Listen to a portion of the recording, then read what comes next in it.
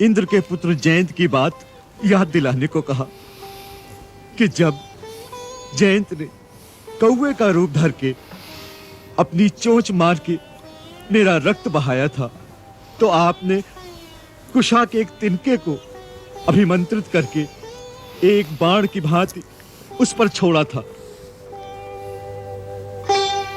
तो उससे बचने के लिए वो तीनों लोकों में उड़ता रहा, परंतु आपके अमोद बाण से उसे कहीं शरण नहीं मिली। अंत में वो स्वयं आपकी शरण में आया। आपने उसे एक आंख से काना करके उसे क्षमा कर दिया।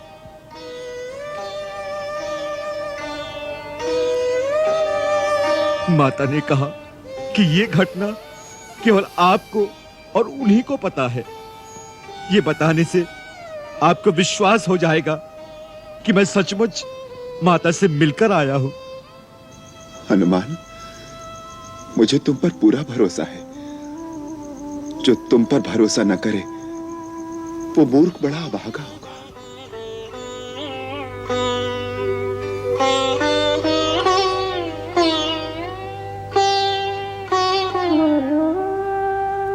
प्रभु, जैन की कहानी सुनाकर माता ने रोते रोते इतना ही कहा कि मेरे प्रति यदि एक कौवे की धृष्टता आप सहन नहीं कर सकते थे, तो आज मुझ पर जो अत्याचार हो रहे हैं वो आप कैसे सहन कर रहे हैं? नहीं, सहन नहीं होते। हम सचमुच सहन नहीं करेंगे। हम तुम्हें कैसे बताएं कि हमारे दिल पर क्या बीत रही है।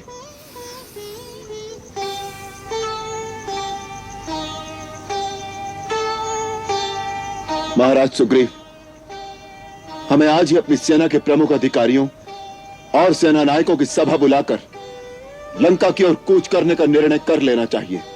जो आज्ञा प्रभु। जामवंत, अंगद, आज रात्रि को ही सभा आयोजित की जाए। जो आज्ञा महाराज।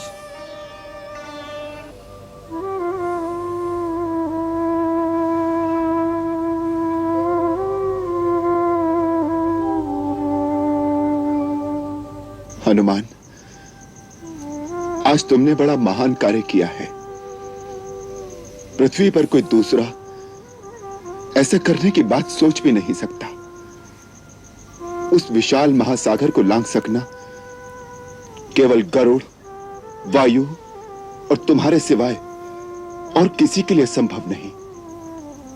तुमने वहां जाकर रावण के द्वारा सुरक्षित नगरी में मेरी सीता से मिलकर मुझे उसका संदेश और ये जो चूड़ामणि लाकर दी है, तो मुझे ऐसा लगता है मानो तुमने मुझे सीता से ही मिला दिया हो।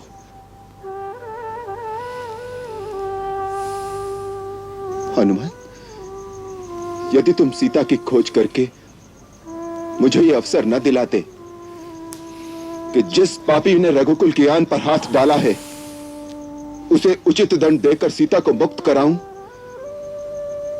तो मैं न केवल अयोध्या वासियों बल्कि अपने पूर्वजों को भी मुंह दिखाने के योग्य न रहता।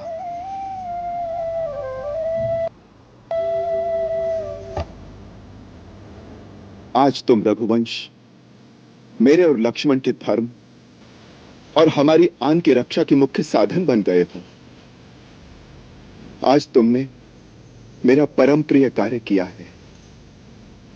देवता, मनुष्य अथवा मुनि, कोई भी शरीरधारी आज तुम्हारे समान मेरा उपकारी नहीं है।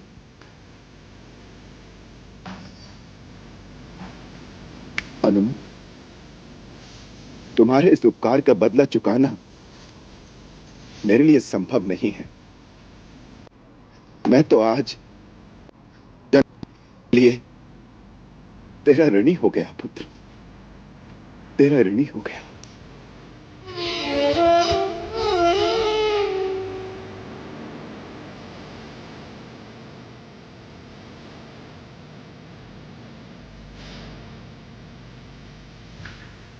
प्रभु, प्रभु,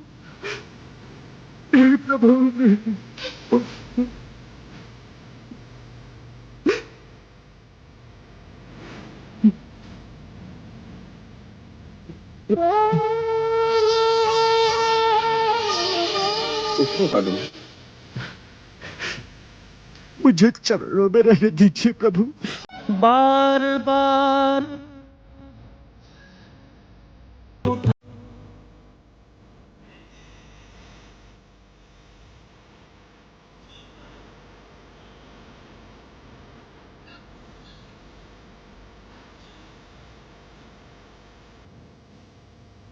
मुझे ये वाली फिल्म बहुत अच्छी लगती है। अच्छा, शिव जी के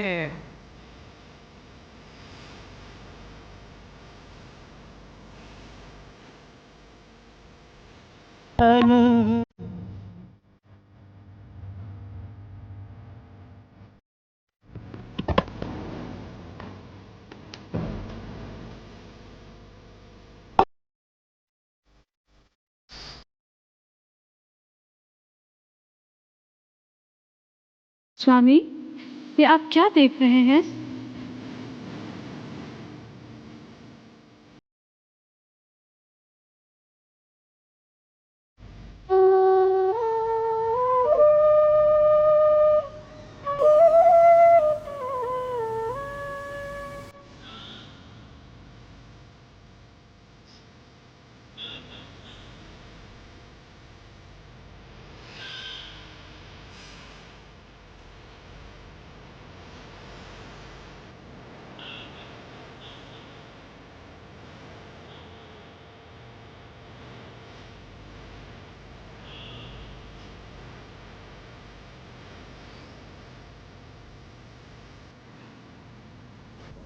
प्रभु, जिस पर आपकी कृपा हो जाए उसके लिए संसार में कोई भी काम कठिन नहीं होता।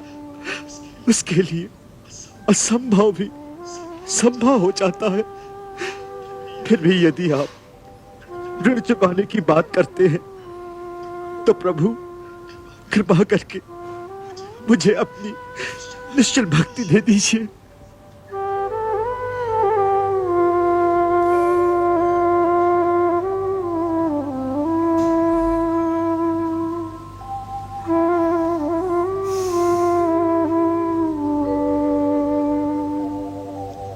एवमस्तु।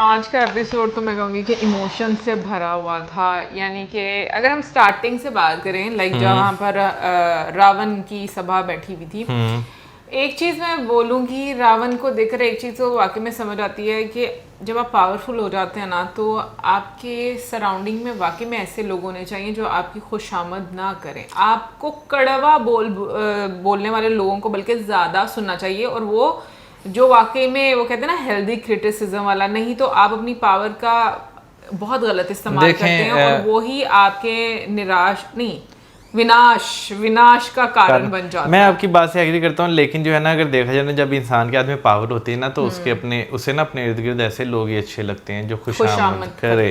क्योंकि अगर रावण के गिर्द भी देखा जाए, जैसे विभीषण उनके भाई थे, अगर वो कुछ ऐसा बोलते थे वो उन्हें बहुत बुरा लगता था। अभी आज के जो हमने एपिसोड देखा, इसमें उनके नाना जी जो हैं, उन्होंने जो है सच बोलने की हिम्मत दिखाई, वो भी उन्हें जो है वो बुरा लग गया। तो ये हकीकत है कि भाई जब आप पावर में होते हैं ना, तो आपको इर्द गिर्द वही लोग अच्छे लगते हैं जो जी हजूरी करते हो, वो अच्छे नहीं लगते जो आपको सही रास्ता दिखाने की कोशिश करे। हालांकि देखा जाए, नाना जी ने भी बातों बातों में यही कहा था कि भाई छोड़ दें, सीता जी को जाने दें।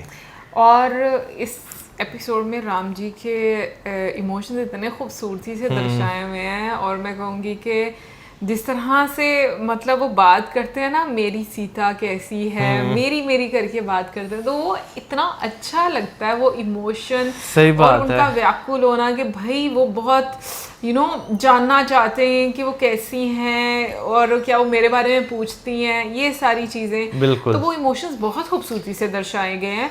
और दूसरा, मैं ऑनेस्टली ये देखते देखते सोच रही थी, क्योंकि मूवी भी आनी है, और क्योंकि अरुण सर ने इतनी खूबसूरती से इस रोल को निभा दिया ना, कि आई डोंट नो कि अब जब हम लोग रणबीर कपूर को देखेंगे, तो कहीं ना कहीं पर मे भी जिन लोगों ने 80s की रामायण देखी है, वो दिमाग में मुझे लग रहा है कंपैरिजन जो है ना, वो खुद को चलना शुरू हो जाएगा। अब उम्मीद करते हैं कि भाई मूवी आने से पहले हम रामायण खत्म कर लें। बिल्कुल। बाकी कमेंट सेक्शन में आप जरूर बताइएगा कि आपको आज की वीडियो कैसी लगी। मिलेंगे नेक्स्ट टाइम। सब्सक्राइब करना। बाय।